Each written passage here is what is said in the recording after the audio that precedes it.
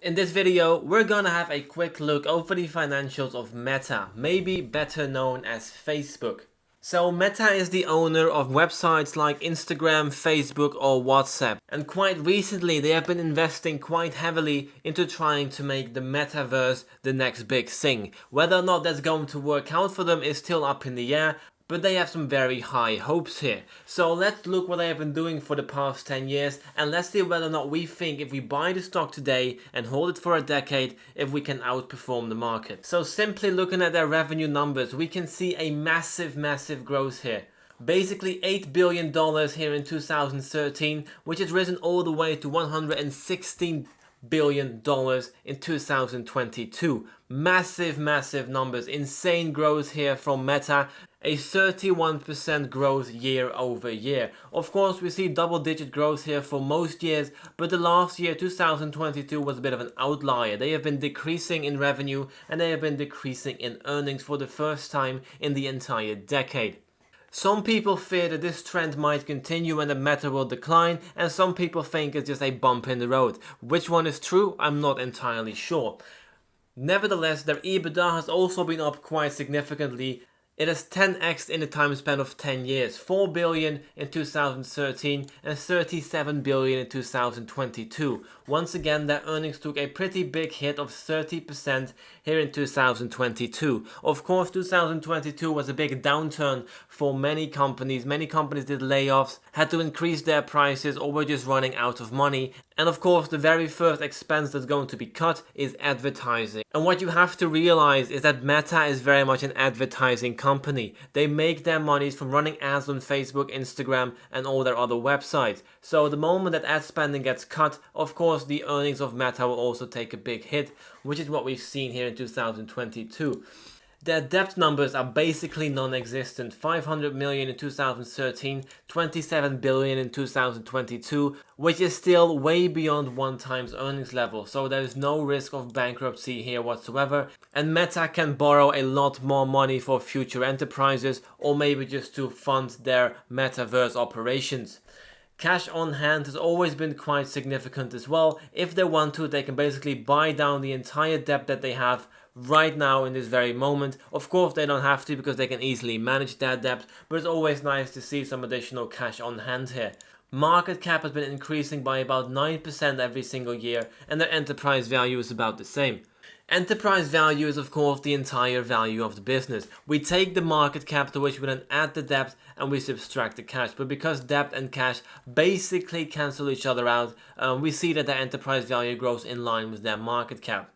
EV/EBITDA, how many years of EBITDA does it take for Meta to buy back the entirety of the enterprise value? We can see here a high multiple of 36 times in 2015 and a very low point of 8.5 times in 2022. Clearly their stock price has been hammered drastically in 2022, with a multiple even below the double digit for a company that's growing on average 25% earnings. This number of 8.5 times is incredibly low, and this would have been a great opportunity to buy, but maybe it still is. Net debt to EBITDA, like I mentioned, they basically have no debt, so there's no risk of bankruptcy whatsoever. Their multiple is always below the 1 times ratio. So this then quickly brings me into cash flow. Cash flow from operations has been increasing by 28% every single year, kind of growing in line with EBITDA. Cash flow from operations in 2013 was 4 billion and it's 50 billion here in 2022. Additionally, of course, their capital expenditure has been growing as they needed to expand their operations, needed to expand their databases, their employees, their facilities, everything. And of course, they also invested quite heavily recently into the Metaverse. So we see here an increase in capital expenditure of about 13 billion from 2021 to 2022. Now, it's not like they can't afford it. They can easily afford this capital expenditure, but of course it has a few people worried because they are spending quite a lot of money on the Metaverse with maybe no payback, but maybe it will also be an incredible payback. I simply don't know. Nevertheless, we can see a very steady growing cash flow and a very steadily growing capital expenditure. If we take the cash flow and we subtract the capital expenditure, we get the free cash flow. Free cash flow is of course your pro rata ownership of the company. This is the piece of the puzzle that you earn as an investor, and this money can be used to make additional acquisitions, buy back some of their debt, pay out a dividend, or buy back some shares. And I think what we have seen Meta do is basically hoard all their money. They have quite some cash on the balance sheet and they use a lot of money to reinvest into their own business. They do not pay a dividend, and if we look at this column over here, we also see that they've been diluting their share count by 1% every single year for the past 10 years. Now, in all fairness to them, in the past year, 2022, they bought back a lot of shares. 150 million shares were taken out of circulation in 2022. But prior to this, they have been diluting their share count quite a lot. And this has everything to do with Meta giving stock-based compensation to their employees, which is of course a very nice way to reward your employees by giving them a stake of the business itself. But if you don't buy back those shares, you are basically just diluting your actual shareholders, which will not really make them happy. So this then brings me to the free cash flow per share. And their free cash flow per share has been increasing by 20% simply because their free cash flow has been increasing so drastically. $1 in 2013, $13.50 in 2021, which has then come down to about $7 in 2022, which is still a very, very significant growth of 20%. The stock price for Meta has been all over the place. $50, $54.65 in 2013, $336 in 2021, and after that in 2022 they took a massive hit and their stock prices dropped to $122.82. Their free cash flow yield on average has been around 3.5%, where I do believe that for the last 5 years it's been closer to about 4%. So this then brings us into the business of trying to forecast Meta into the future. And if I simply look at their EBITDA growth here for the past 10 years, we see even with a decline in 2022 of 31%, an overall EBITDA growth of 25% every single year. Now these are insane growth numbers, absolutely ridiculous, and I do not expect them to actually keep maintaining this level of growth. I think double digit is very well possible, but definitely not 25%. So what I'm going to do here for my forecast is take this number of 2022, which has been reduced already by about 30% compared to the year prior, and I'm going to forecast based on this number. I'm going to give them an EBITDA growth of 15% for the first year and reduce it by 0.5% every single year after that. I'm not sure what's going to happen with their business model. I think social media will be very important in the future, but of course there are big competitors like TikTok for their business model. Additionally, the Metaverse is still a bit of a risky bet, and if it doesn't quite pay out, I can see these numbers being lower than I have projected here. If it does pay out, of course, it will be a lot higher, so it very much depends on what you as an investor believe the Metaverse will bring to the world, and whether or not the investment that Meta is making in the Metaverse will actually pay off. I'm also going to give them a market multiple of 16 times. Now historically they've been at 22 times, which is mostly influenced by the massive 30+ multiple here in the early years, but for the past 5-ish years we can see that the multiple has been coming down quite a lot, and I think 16 times is a nice realistic average of their market multiple that we can expect in the future. So given this multiple, I expect an enterprise value 10 years from now of about $2 trillion.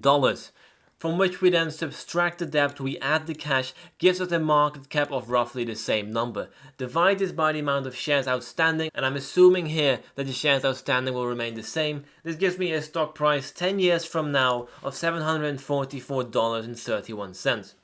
And for their free cash flow, I'm going to do a very similar thing, because I think their free cash flow has been growing in line with their EBITDA, so I'm going to give them the same growth, 15% for the first year, and reduce it by 0.5% every single year.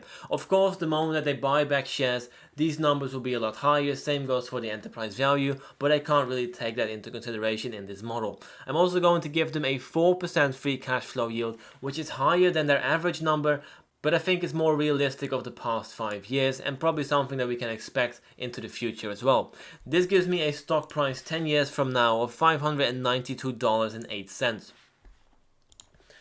Right now on the open market, we can buy as many shares as we want for $216.10. Given both our projections into the future, I expect an average share price on the stock market itself of $668.19. If we compare that to the price right now, I expect a compounding annual growth rate on your investment of 12% every single year.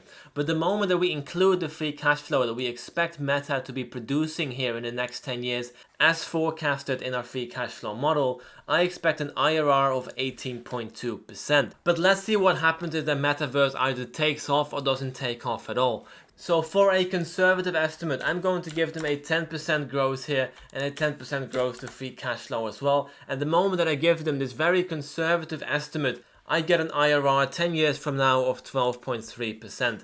On average, I always say the stock market returns about 10%. So even with the conservative estimate, I still think that Meta is a good stock to hold for the future. And you may want to look into their financials as well. The moment that we believe that the Metaverse will actually take off, we expect probably a growth of about 25% for the first year, which will then slowly but steadily drop off. And the moment that that happens, the moment that the Metaverse is an absolute hit and everyone joins the Metaverse and their advertising revenue will skyrocket, I expect an IRR of close to 30%. But of course you have to realize that this is pretty much the best case scenario here. This means that Meta will have made the absolute investment of a lifetime and they may even overtake Apple.